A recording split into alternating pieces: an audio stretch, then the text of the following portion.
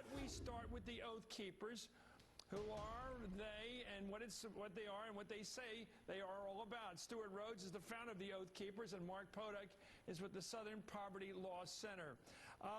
Stewart, let me run through a couple of things you say that your group will not obey orders to do. Let's take a look at that. We have the list here.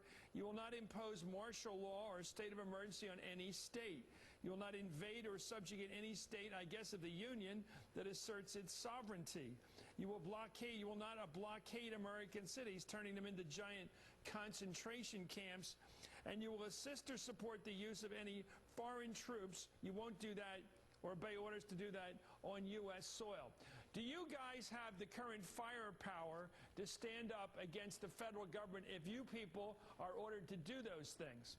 Well, that's not the point. It's not the point of firepower. It's the obligation all of us have who have sworn an oath to support and defend the Constitution. And so what we're calling on active duty military and police to do is to simply stand down and to refuse to comply with unlawful orders. All of your people in your recruited groups are all people who are potentially armed, is that right? Well, if they're active duty police and military, of course. I mean, well, that seems to be the group you're going after. It seems to be the group you're recruiting. They're the ones that will receive unlawful orders. It was at My Lai that the soldiers committed an atrocity. Let's not confuse the issue with My Lai. You have on your list, you will not obey any orders to invade or subjugate any state that asserts its sovereignty. You know, I guess I'm too normal, because when I first read that, I thought you were talking about we wouldn't invade Iraq, which is a sovereign country. But you're not. You laugh.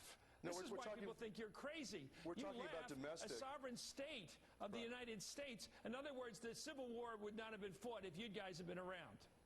No, that's not the point. Look at Article 4, Section 4. No, wait a minute, it's not the point. You say you will not invade any state or subjugate any state that asserts its sovereignty. That's the Confederacy asserted its sovereignty. What would you have done if you'd been in the Union Army then? If I'd been in the Union Army then? Yeah.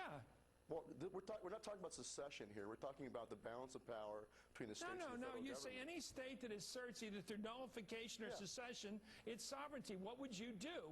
We're not talking about nullification. If this Texas governor, this guy Rick Perry, he talks about secession. I mean, obviously, he's talking Looney Tune. He doesn't, I don't think, mean it, but who knows? If he ever did try to secede and you were in the federal government, what would you do? Well, I think the state has a right to assert its sovereignty. There's dual sovereignty in our system. It's not. Does it have a right to secede? If the federal government violates the compact and destroys the Constitution, then there is no Constitution. And give me the circumstances. In other words, I've always wondered when I listen to your group I want to know about operations. I don't care about your philosophy. A lot of people are libertarian. Ron Paul, I like him in a lot of ways. I agree with him on the Iraq War. I get no problem with a libertarian philosophy. What I don't like about people who are armed, who are being recruited to stand up in some operation, I want to know when you would call your forces together and challenge the authority of the U.S. government. It's not about when would you do that?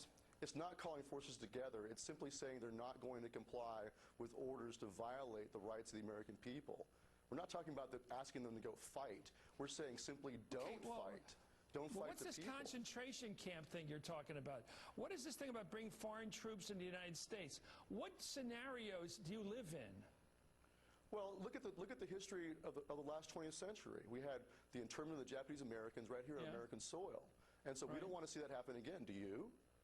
Do you foresee concentration camps in this country? It happened once before. It happened with the Japanese Americans.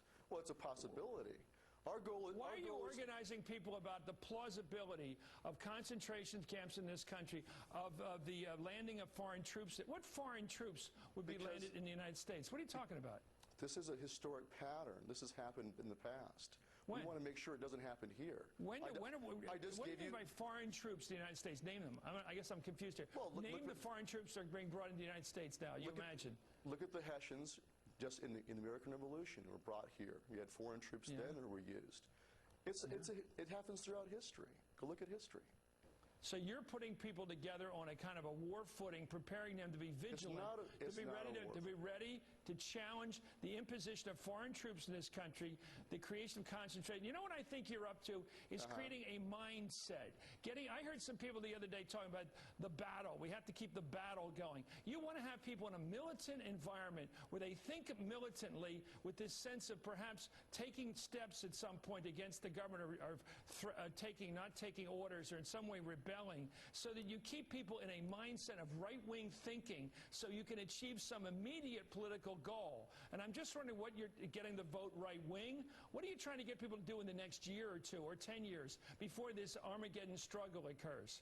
We want them to keep their oath, Chris. Chris, the oath is to the Constitution. No, in the short term, what are you at? Look, you don't expect the concentration camps to come in the short run, do you? No, I don't. It's a Okay, long-term concern. Do you expect the Hessians to be back in the short run? We are trying to prevent this country from suffering the abuse and the violation of rights that has happened in other countries in recent history. How so? How so? By keeping the oath. It's to the Constitution. It's not to any one man, whether he gives you a thrill up your leg or not. It's to the Constitution. Yeah, so you believe that we have a possibility in this country of undermining the Constitution under Barack Obama. Hey, That's what you see coming. Or under a future President Giuliani or anybody else. The abuse of the Constitution didn't begin with Obama, and it hasn't stopped, unfortunately, either. Bush was violating the Constitution also. How many hours a day do you worry about the Constitution being undermined by Barack Obama? Undermined. In other words, your rights being taken away, concentration camps being formed, foreign troops being landed, the black helicopters stopping at a military base near you. How many hours a day do you think about this probability or even plausibility, sir? Well, I'm a constitutional lawyer. I've been thinking about this for many years. No, but how many hours a day do you worry about this actually happening? Seriously. Do you go to bed at night, when you put your head on the pillow at night, are you afraid that at some point in your lifetime, the black helicopters from the UN will arrive in the United States and deny American sovereignty? Do you think that's probable or possible? I think it's possible. I think where we're concerned about, look at Germany, an advanced civilization, and they fell into a despotism, in a dictatorship, a murderous dictatorship, in a span of 10 years after an economic collapse. It can happen here. You think it can't happen here?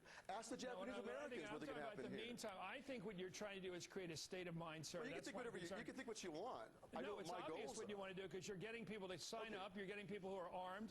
Why do you only recruit among police and military and people like that? Because they will be given the orders to abuse your rights. Who else is going to be doing it?